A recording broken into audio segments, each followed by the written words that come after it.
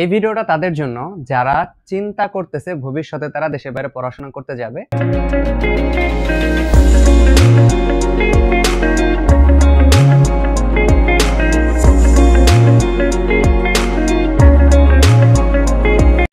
আমি জানি না আপনারা এখন কোন স্টেটে আছেন, হয়তো আপনি পড়াশোনা করতেছেন, আপনি ইউনিভার্সিটিতে সেকেন্ড ইয়ারে বা থার্ড ইয়ারে আছেন, অথবা ফার্স্ট ইয়ারে আছেন, অথবা ইউনিভার্সিটি শেষ করে কোনো জব করতেছেন, অথবা আপনি মাস্টার্স করতেছেন, চাইতেছেন পিএইচডি করতে দেশের বাইরে যাবেন, অথবা আপনি ব্যাচেলর করতেছেন, চাইতেছেন মাস্টার্স করতে দেশের বাইরে যাবেন, অথবা আপনি ইন্টার করেছেন, চাইতেছেন দেশের বাইরে ব্যাচেলরটা করতে।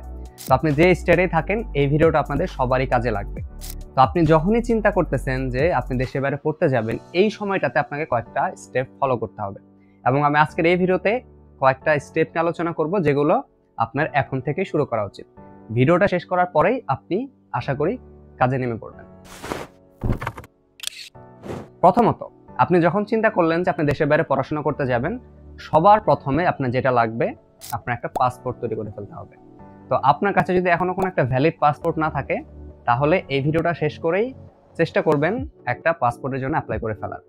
তো আমি আগে চিন্তা করতাম যে কারো হাতে যদি পাসপোর্ট থাকে তার মানে এসে হচ্ছে দেশের যে কোনো দেশে চলে যেতে পারবে যে কোনো সময়, বাট আমি এখন বুঝি যে না, আমাদের পাসপোর্ট থাকলে কোনো লাভ নাই, পাসপোর্টের মধ্যে একটা ভিসা থাকতে হয় ভ্যালিড, তাহলে হচ্ছে আমি ওই দেশে যাইতে পারবো। তো এই ভিসার জন্য আসলে আমরা অনেক কিছু করি, হয়তো আপনার যখন দেশে বাইরে পড়াশোনা করতে যাই, ওই পড়াশোনার জন্য আমাদের একটা ভিসা দেওয়া হয় অ্যান্ড আমরা ওই একটা পার্টিকুলার দেশে পড়তে যাই। প্রথমত আপনার হাতে যদি কোনো পাসপোর্ট না থাকে, তাহলে আপনি আজকে একটা পাসপোর্টের জন্য অ্যাপ্লাই করে ফেলবেন।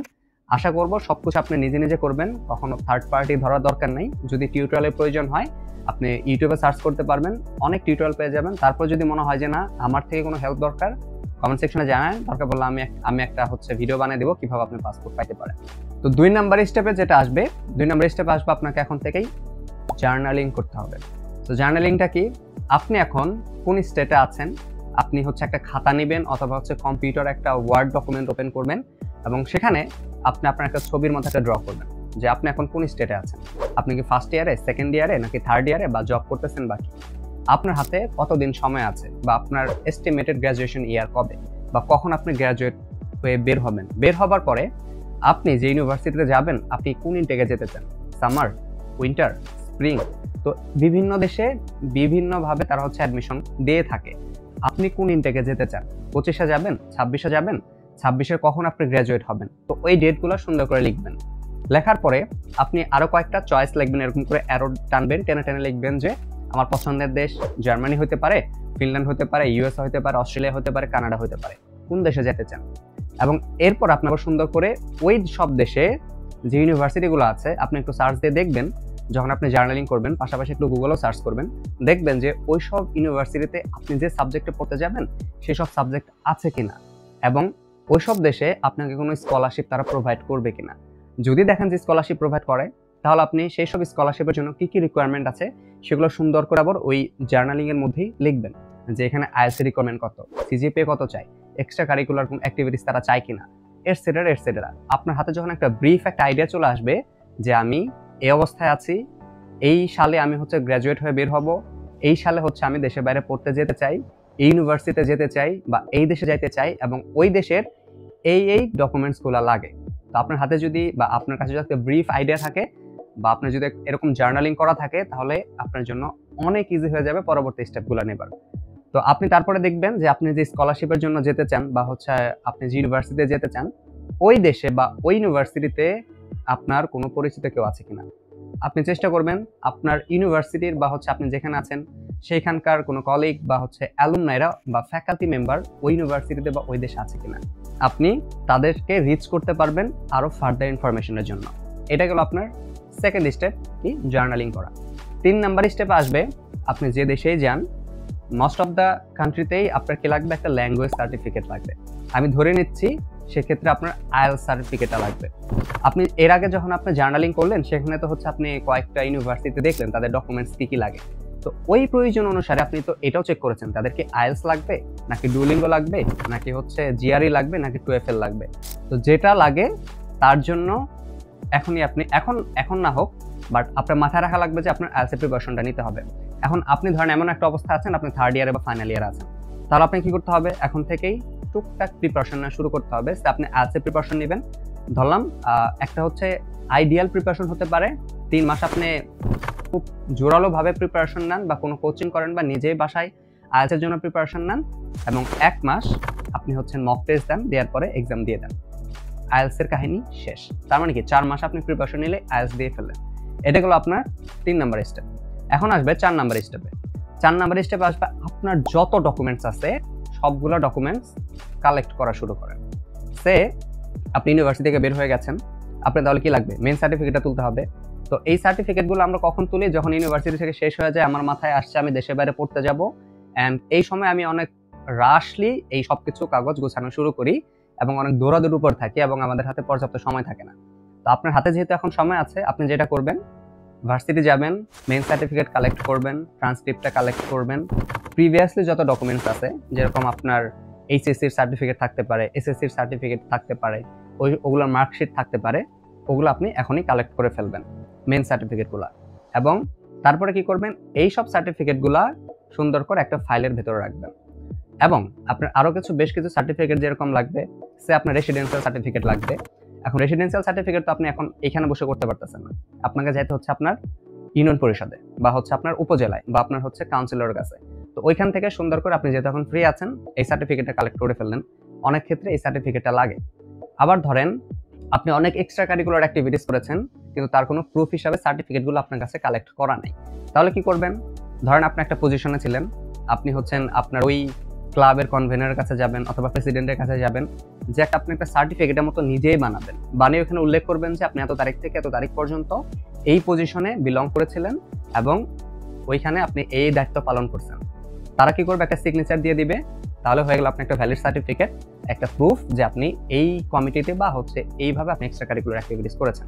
বা আপনার যদি আদার্স কোনো সার্টিফিকেট থাকে, সেগুলো কি করবেন? সুন্দর করে কালেক্ট করে একটা ফোল্ডারের ভিতরে রেখে দিবেন। 5 নাম্বার স্টেপে আসবে, সবগুলো ডকুমেন্ট স্ক্যান করে স্ক্যান কপি আপনি সুন্দর করে ক্লাউডে রেখে দিবেন, বা সেটা হতে পারে গুগল ড্রাইভে রেখে দিবেন। সো এখন যে বর্তমান অবস্থা, আপনি তো হচ্ছেন হার্ড কপিগুলো আপনি জমা দিতেছেন না, তাই না? আরেকটা কথা বলে নেই, ধরেন আপনার ইউনিভার্সিটিতে অনেক সময় তারা নোটারি করা সার্টিফিকেট চায় বা হচ্ছে অ্যাটেস্টেড করা সার্টিফিকেট চায়। তো তার জন্য তারা সময় দিয়ে থাকে, অফার লেটার আসার পরে মেইনলি তারা হচ্ছে ওই অ্যাটেস্টেড সার্টিফিকেটগুলো চায়। তো তার জন্য আপনি পরে সময় পাবেন, বা আপনি যদি চান এখন থেকেই আপনার সার্টিফিকেটগুলো ইউনিভার্সিটি থেকে অ্যাটেস্টেড করাবেন, এরপরে যাবেন হচ্ছে এডুকেশন মিনিস্ট্রিতে, দেন হচ্ছে আপনি যাবেন ফরেন মিনিস্ট্রিতে, ওইখান থেকে অ্যাটেস্টেড করিয়ে নোটারি করে আপনি হচ্ছে এখন থেকে আপনার কাছে রেখে দিতে পারেন। বাট আপনি না চাইলে যখন অফার লেটার আসবে তারপরে এই কাজগুলো করতে পারবেন। অলরাইট, আমি ছিলাম হচ্ছে সবগুলো ডকুমেন্ট অনলাইনে রাখার জন্য বা সফট কপি রিজার্ভ করে রাখার জন্য। অলরাইট, আপনি কি করবেন? সবগুলো সার্টিফিকেট সুন্দর করে স্ক্যান করে ওগুলো সবগুলো আপনার গুগল ড্রাইভে রেখে দিবেন, এবং আপনার যে সার্টিফিকেটগুলো আছে সেগুলো একটা করে ফটোকপি করে রেখে দিবেন, যেন বারবার যখন আপনার ফটোকপি দরকার হবে, যেন মেইন সার্টিফিকেট না দৌড়াদৌড়ি করতে না লাগে, ওই ফটোকপি দিয়েই যেন আরেকটা ফটোকপি করে ফেলা যায় সবগুলো। তাহলে সব সার্টিফিকেট আপনার হচ্ছেন কি আছে অনলাইনে, সবগুলো আপনি এখন রেখে দিয়েছেন। তার মানে আপনার ব্যাকআপ সবকিছু ডান, মোটামুটি আপনি এখন একটা সেফ জোনে আছেন। এরপরে আপনার যেটা লাগবে, একটা ফর্মাল ছবি লাগবে রিসেন্ট। আপনি কি করবেন? একটা স্টুডিওতে যাবেন, ভালো করে স্টুডিওতে যা ছবি তুলবেন এবং ওনার কাছ থেকে যে ছবিটা তুললেন সেটার একটা অনলাইন কপি ওই যে ফোল্ডারের কথা বললাম সেখানে সুন্দর করে আপলোড দিয়ে রেখে দিবেন। তাহলে আপনার একটা গুগল ড্রাইভ আছে যেখানে আপনার যাবতীয় ডকুমেন্টস, সবগুলো ডকুমেন্টসের স্ক্যান কপি আছে। তার মানে আপনি এখন গুড টু গো যাওয়ার জন্য বা কোনো জায়গায় অ্যাপ্লাই করার জন্য।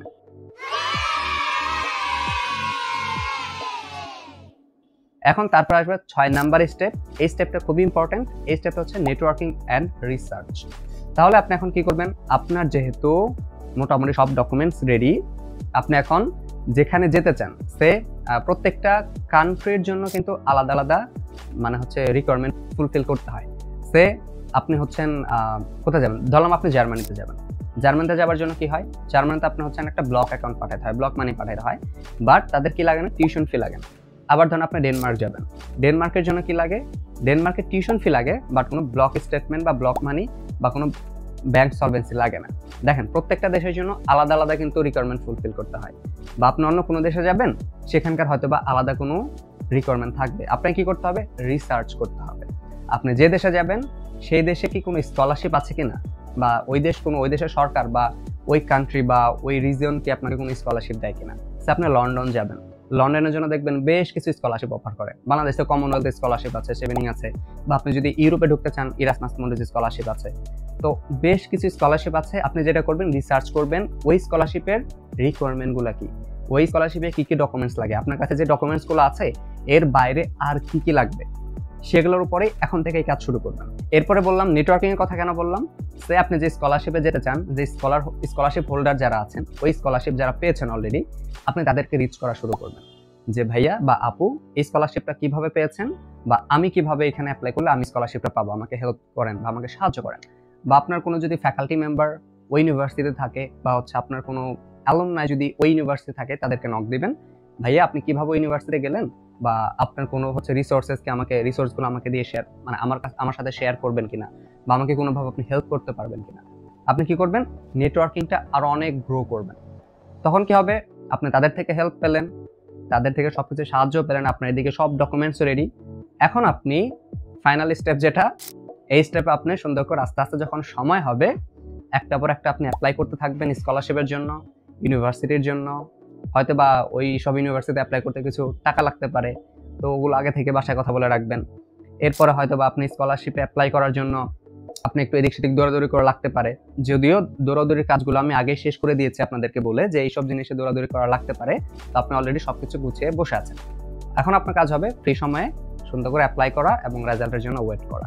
তো আশা করি আপনারা বুঝতে পেরেছেন যে এখন থেকেই আপনার কি কি কাজ করা উচিত বা কি কি স্টেপ এখন থেকেই ফলো করা উচিত। তো সবার জন্য শুভকামনা, আর এই ভিডিওটা দেখার জন্য অসংখ্য ধন্যবাদ। পরবর্তীতে আমি হচ্ছে আরো এরকম সুন্দর সুন্দর গাইডলাইন নিয়ে ভিডিও বানাবো। সে পর্যন্ত ভালো থাকবেন। আল্লাহ হাফেজ।